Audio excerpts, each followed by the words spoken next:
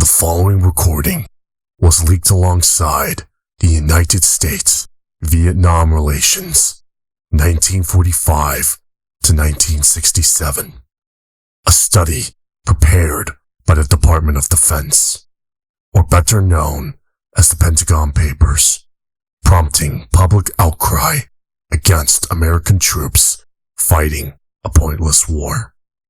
Daniel Ellsberg, the man responsible for leaking the papers, was immediately visited by a group of unknown operators clad in black suits.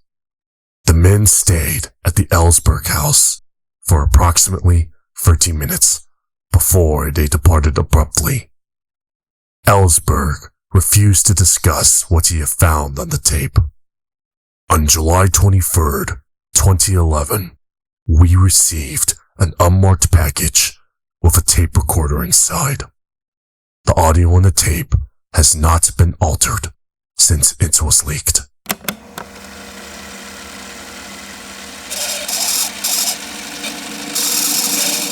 Thank you for the recording.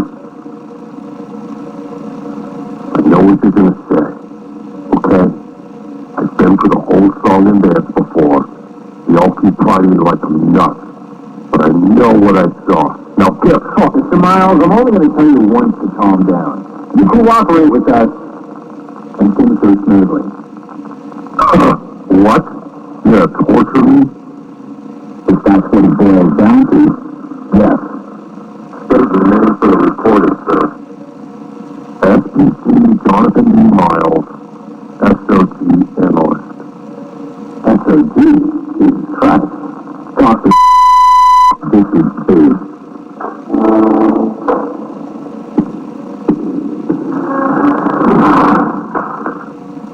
Where was your unit station? We took about 20 miles north to Pentagon. Since we got intel saying that there was an unknown military force in that area. SOT was all over it. Captain Lawrence Tabbert was leading our squad. Frenchman was posted in Vietnam before the Geneva Accords, yeah? So, we stop about 2 or 3 miles away from the site and hop off the truck. Troops on it were heading back when the base was hit. I don't know what happened to those guys, but they were talking about some village catching an outbreak of Cholo-2. We proceeded on foot, and there was this giant campsite. Tents everywhere. Looked like maybe it housed troops up to 300 strong, I'd say. No one there. Ghost town. Camp.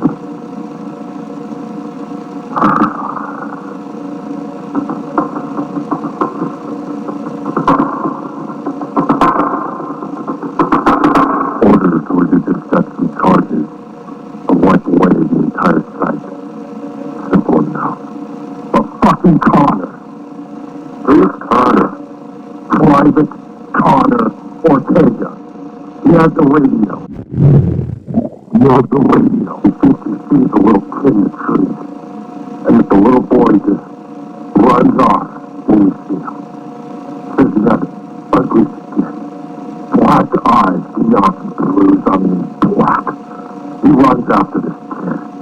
And we all had to follow him. Lawrence tried to get him to come back. Before he ran after him too. And then this kid gets behind him with a gun and shoots him right in the back. The bullet didn't go in. Stopped by the radio. Lawrence shoots this little boy right in front of us. Why the fuck were we even there? You didn't shoot the boy. Your captain did.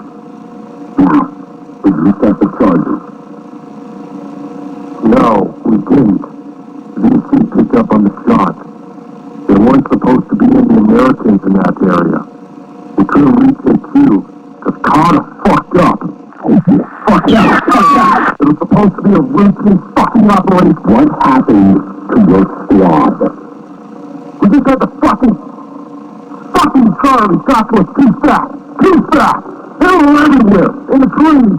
Your squad, what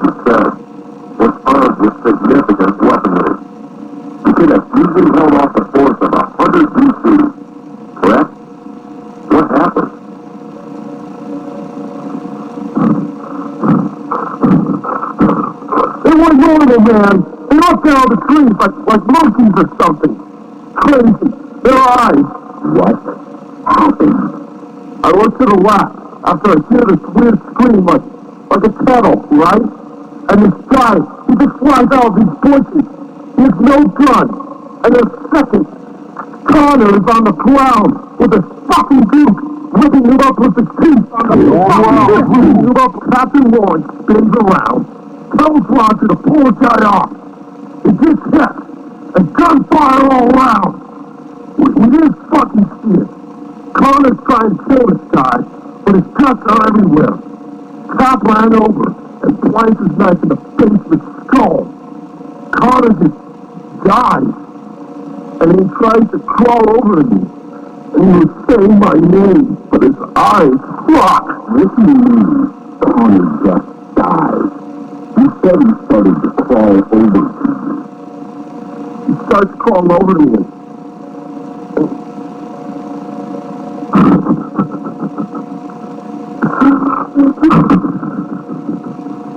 He fucking starts eating Roger. And everything he swallows spills down to the fucking grass.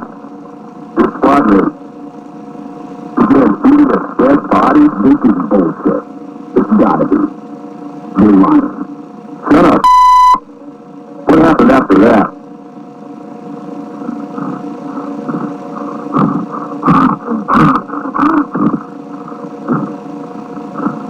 He's gone. No. The fuckers pulled in. We tried to hold him off. I turned the corner. I shot him in the head. He couldn't hold the position. O'Brien set the charges. Tried to retreat. They pulled him down in the grass.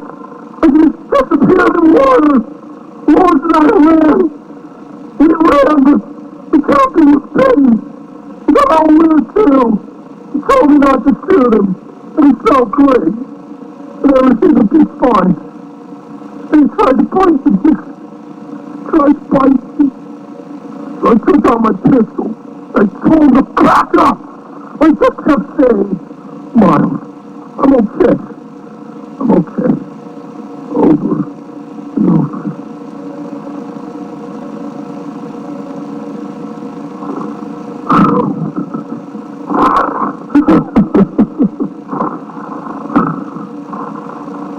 I'm okay, Miles. All he said, I'm okay. And he reaches across and bites me right here. Right fucking here. I shot him in the chest and left him there. And like, he knew what was there. Napalm falls from the sky. We have new orders. Just can't get out. Comes down from the Pentagon. What does that mean exactly? Authorize this?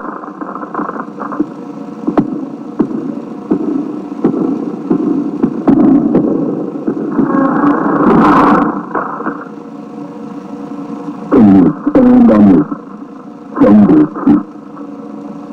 Yeah, if I remember right, the goose made it up. Like it was a curse or sickness or something. Maybe crazy. Maybe eat people.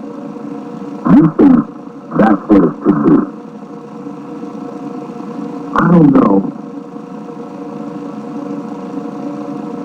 I wonder if what you're saying is true, and that napalm hadn't fallen, you'd be like them, wouldn't you?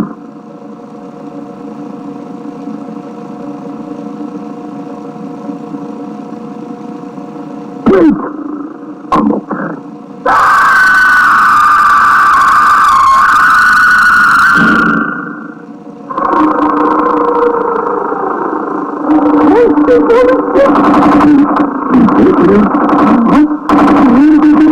Get out of here!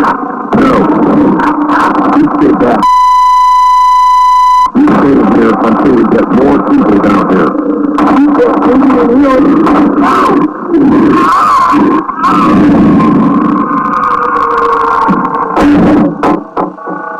Warning. Emergency in sector class 1. Detecting security personnel. Warning.